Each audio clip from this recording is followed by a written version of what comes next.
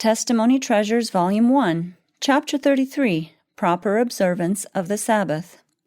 December 25, 1865, I was shown that there has been too much slackness in regard to the observance of the Sabbath. There has not been promptness to fulfill the secular duties within the 6 working days which God has given to man, and carefulness not to infringe upon 1 hour of the holy sacred time which He has reserved to Himself. There is no business of man's that should be considered of sufficient importance to cause him to transgress the 4th precept of Jehovah.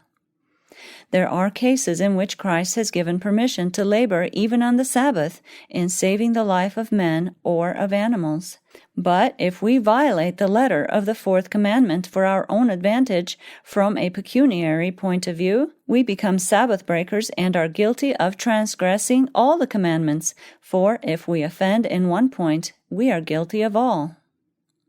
If, in order to save property, we break over the express command of Jehovah, where is the stopping place? Where shall we set the bounds?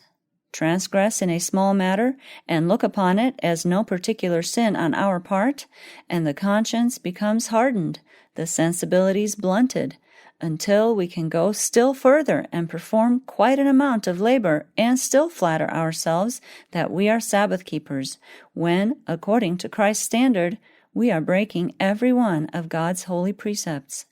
There is a fault with Sabbath keepers in this respect, but God is very particular, and all who think that they are saving a little time or advantaging themselves by infringing a little on the Lord's time will meet with loss sooner or later. He cannot bless them as it would be His pleasure to do, for His name is dishonored by them, His precepts lightly esteemed. God's curse will rest upon them, and they will lose 10-fold or 20-fold more than they gain. Will a man rob God? Yet ye have robbed me, even this whole nation. God has given man 6 days in which to work for himself, but He has reserved 1 day in which He is to be specially honored.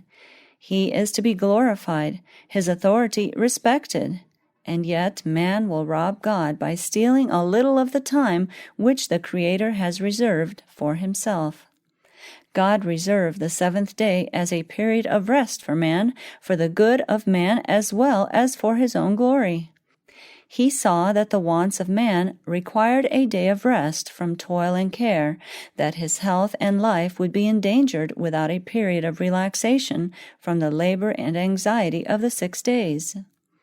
The Sabbath was made for the benefit of man, and to knowingly transgress the holy commandment forbidding labor upon the 7th day is a crime in the sight of heaven which was of such magnitude under the Mosaic law as to require the death of the offender. But this was not all that the offender was to suffer, for God would not take a transgressor of His law to heaven. He must suffer the second death, which is the full and final penalty for the transgressor of the law of God.